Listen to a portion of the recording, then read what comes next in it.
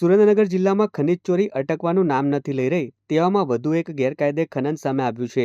થાનગઢ તાલુકાના જામવાડી વિસ્તારમાં ગેરકાયદેસર કોલસા ખનન પર નાયબ કલેક્ટર અને મામલતદારની સંયુક્ત ટીમે દરોડા પાડ્યા હતા।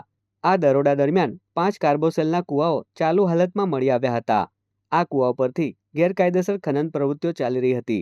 જપ્ત કરાયેલ મુદ્દામાલમાં એક tractor, 2 compressor machine, 40 metric ton કાર્બોસેલ, 5 ચરખીઓ, 3 બકેટ અને 1 બાઇક મળી ₹15 લાખથી વધુનો મુદ્દામાલ જપ્ત કરવામાં આવ્યો હતો। જપ્ત કરાયેલો તમામ મુદ્દામાલ થાનગઢ મામલતદાર કચેરી ખાતે ખસેડવામાં આવ્યો છે।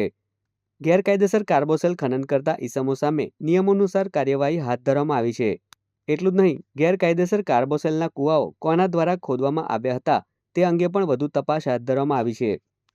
આજે રાત્રે 1 વાગે અમારી નાયબ કલેક્ટર પ્રાંત ચોટીલાની ટીમ અને મામલતદાર થાનગઢની સંયુક્ત ટીમ દ્વારા જામવાડી વિસ્તારમાં સરકારી સરવાર નંબરની અંદર આકસ્મિક દરોડા પાડવામાં આવેલા હતા અને આ દરોડા દરમિયાન જે કાર્બોસેલ એટલે કે કોલસાનું જે ગેરકાયદેસર ખનન પ્રવૃત્તિ થાય છે ત્યાંથી 5 લાઈવ કુવા કોલસો કાઢતા છે એ જપ્ત કરવામાં આવેલા હતા અને સાથે સાથે એક tractor, 2 compressor machine, 40 metric ton કાર્બોસેલ, 5 ચરખીઓ, 3 બકેટ અને 1 બાઇક આમ મળીને કુલ 15,50,000નો મુદ્દામાલ જપ્ત કરવામાં આવેલો છે।